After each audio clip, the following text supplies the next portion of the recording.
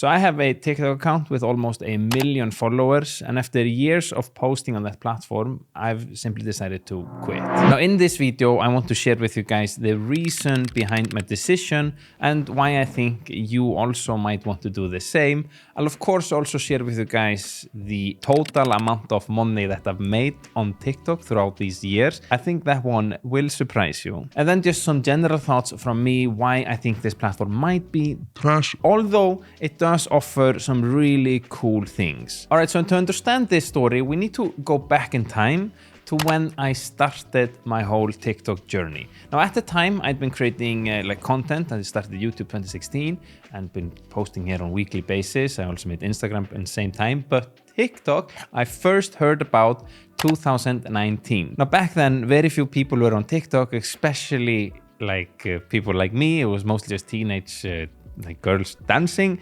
And then a few of us that were like, hey, this looks fun and this is pretty cool. That did not sound or come across nearly as I intended it. That kind of just sounded weird. Like nobody had heard of short form vertical videos before. I'd never really thought about it that way. And I decided to start to post just for the curiosity and the fun of it. Now, I quickly like kind of fell in love with this format, the short form video format. Back then it was really much Wild West. Nobody had any idea what it was doing, and it was really fresh. It was so fun. It was also so fun because there weren't any rules yet. So we were kind of just creating whatever you wanted, you know? And I was definitely not thinking, hey, this might become something or whatever. So yeah, it was extremely fun. On top of that, the reach back then, the organic reach, it was off the charts. With very few followers, I was getting tens and thousands of views. And that is an opportunity that I like quickly realized and decided to, okay, there is something here. This platform is definitely gaining some momentum. People are talking about it. There aren't that many like creators like me on it. Let's just go for it. And I went mayhem. You might have heard me talk about this story before, but I was making 1 to 4 TikToks a day for months.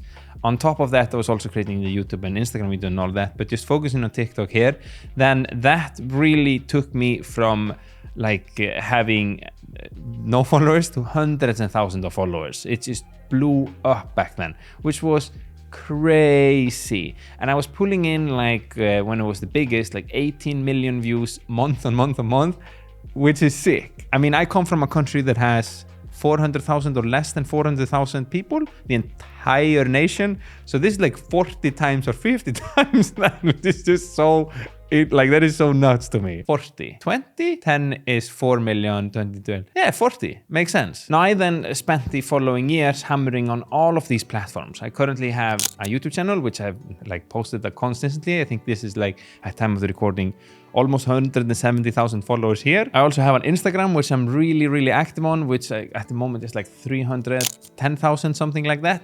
And then I also have the TikTok, which is over 800,000. So I was I was doing a whole lot on all of these platforms and weekly content coming out all the time. Now I'm just a one-man show, so that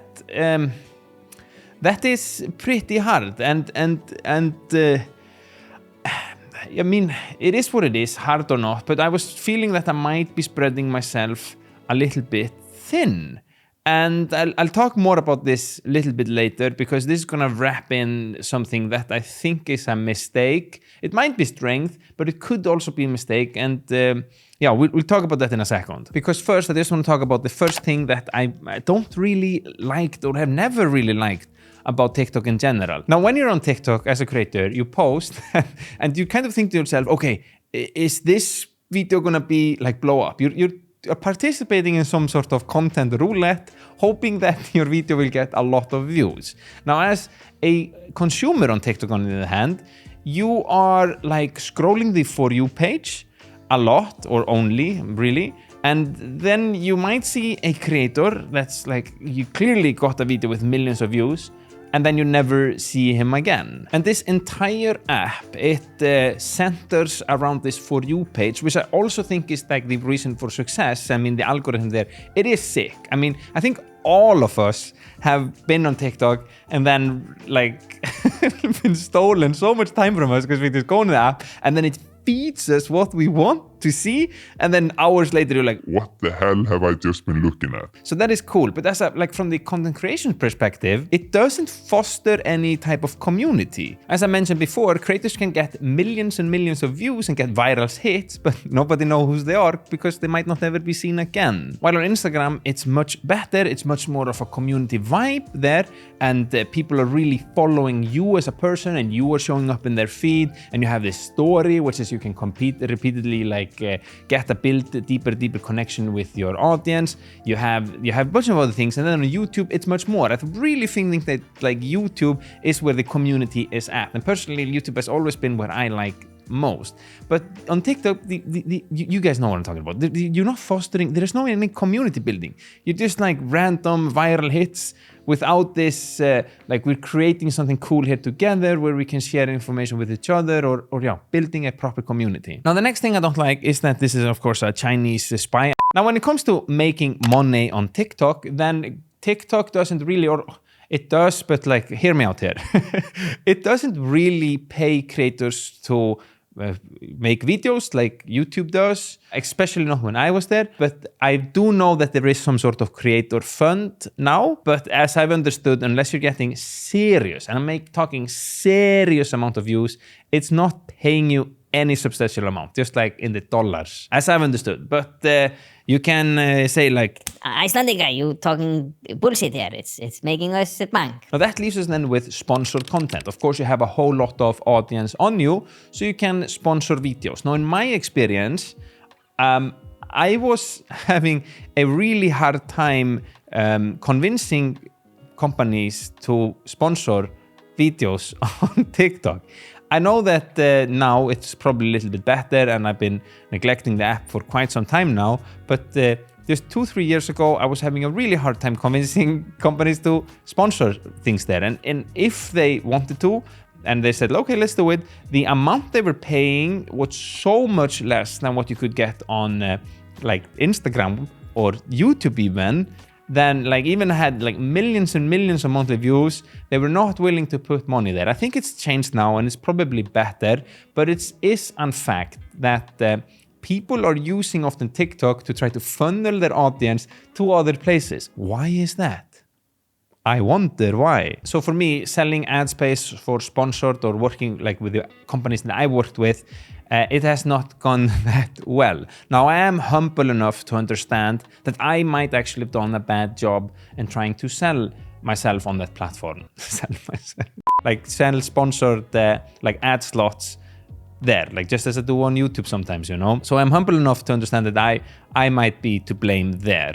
But overall, the views on TikTok are not nearly as like valuable as on other platforms, and that is a fact. So how much money have I then earned on TikTok all this time and the incredible amount of effort I've done? It's, I mean, you know what? I have a friend, Ole Nilsson, he has in the millions. He's been doing it just as long as me. Let's ask him how much money he's made on TikTok. Ole, yeah. How many followers do you have on TikTok at the moment? 2.5 million. Wow. And how much money do you make on TikTok approximately? You probably think more than, like, when you see someone with like millions of followers, you immediately think, oh, they make a lot of money. But I've made approximately maybe 15K. And that's for how many years? 3 years, maybe. Yeah. And on YouTube, I have way less followers and subscribers and so on, but I've made more money. So yeah, you're full time there, right? Yes. So that says something about the platform. So now that you heard how much Ole has earned, how much do you think I've earned? Let me know in the comments down below. The right one gets an answer. No, answer gets honor, you know. By the way, for the last almost a decade, I've been obsessing so hard about content creation, growth strategies, and just how to build and establish a strong personal brand online. And I think that I've done a pretty decent job. At least I managed to build myself like a thriving 6-figure business, and every single platform that I've devoted my time to, I've managed to smash well over 100,000 followers on each platform. Now, the reason I'm telling you this is that I recently launched a brand new short weekly newsletter where I'm sharing just tips on content creation, some insights behind the business, behind being a full-time creative, and growth strategies and everything that interests me when it comes to the realm of content creation.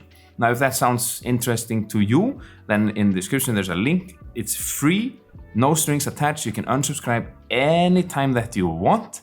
And yeah, if this is something that piques your interest, then it would mean the world to me if you would subscribe. Anyhow, I'll see you guys in the newsletter, and let's continue with this here. But jokes aside, then I think I've done one sponsored video there, and I think I earned like $1,000 or something like that. So I think, and I maybe might have done 2, but it's like definitely less than $5,000 I've earned on TikTok. Again, I know that I could definitely done a better job, but compared to how much I'm able to earn on YouTube or even Instagram, this is just like, this is nothing, it's just joke. However, I do want to say that I do use TikTok a lot, and I'm probably going to still use it in the future, to leverage my deals. So a company wants to work with me, and I name a price, and they're like, we don't know if I'm going to do that, and I might throw in my TikTok and be like, flex it. Hey, I have almost 1 million followers on this platform. Maybe what if I just post there and you then want to work with me? But that I do. I use this leverage. So it's something at least. So why did I then decide to quit? And this was a conscious decision. It's not like it faded out. I decided I'm no more of this app. So the answer is really twofold. Now, for the starters, this is of course, a Chinese spy. Now, firstly, I've spent an incredible amount of time on TikTok. Like an incredible amount of time. It's just ridiculous how much time I spent there. Now, I do not regret it in any way. It made me understand short form vertical videos really early. I've also really much enjoyed creating them. So when shorts came out or reels, I was quick to understand that too. So I don't think there is nothing to regret. I don't really think you have to regret anything in life. Either you win or you learn. And this has definitely been a massive learning experience. But as I said, I haven't really found any great way or any meaningful way to monetize my videos. Now, I'm not a huge fan of doing sponsored things. You who follow me here on YouTube, my sponsor game is I don't do that many sponsors. It's only with the big brands that I really like, Sony, DJI, some other small brands that I really, really like. But majority of my content isn't sponsored. So this, this thing that one of the few ways to make money there was just through that, and then the companies weren't even willing to pay me for that. Was just why am I putting so much time on this when I could just be doing it here on YouTube instead? Now, as I said earlier, I'm just a one-man show. I do, though, possess, I'm talking about myself here, but I do possess an incredible amount of energy. I'm pretty hyperactive, and I have so much dedication in me. And when I decide that I want to achieve something, I just do whatever it takes. I'm such a knuckle dragger, to just achieve the goals that I set out to achieve. And something, my friends, that I've been thinking about lately is that what would happen that instead I was focusing all my time on all of these different platforms, which is cool. The collected amount of following based on all of these channels is 1.3 million or something, which is sick. It's absolutely nuts. It's something blows my mind to think that so many people will click the follow button on the things that I'm doing. But what would happen that instead I would focus all of my time on one platform? And what if it would be the platform that I myself enjoy the most, and the platform that is also considered the hardest one to crack? What would happen if I would just set my single focus on that? So in the beginning of the year, I decided to double down on YouTube and not focus on the other platforms. and TikTok simply just decided to quit. While Instagram is just going to be like a byproduct of what I'm doing here. I love photography, so I'm going to take photos, so I might as well share some photos there too. Shorts I'm going to create from time to time, and those are perfect to share on Instagram as well. So it's a cool byproduct, and the story feature is really nice. And Instagram is cool. I'm not going to quit Instagram because it's really nice to build like with the community aspect and showing behind the scene kind of what I'm doing here. But YouTube is going to be the main focus, and it has been for last week. And the results, they can kind of speak for itself. The views are much higher across the board. The subscriber count is shot up as well, and everything is just like going so much better. I think the ad revenue too is like doubled from what I usually have, just because I'm putting the focus here. I'm not spreading myself thin. Now, I'm not saying this is better or worse. I've clearly been a big fan of like the school of thought that you should have your personal brand everywhere, because then you're just seen across all of these different platforms. That is totally, I mean, that is definitely legit, and I think that has helped me too and like establishing my brand. But for now, I'm gonna focus on YouTube, because for me at the moment, I think that it's better. Now, being a full-time creator though, it's definitely a fantastic job. However, it's not really what everybody think it is. And if you want to get an exclusive insight into the world of content creation and what it feels like to be a full-time creative nowadays, then next, my friend, you should watch this video, because here I'm sharing with you and opening up about what's without a doubt the hardest part about being a full-time creative.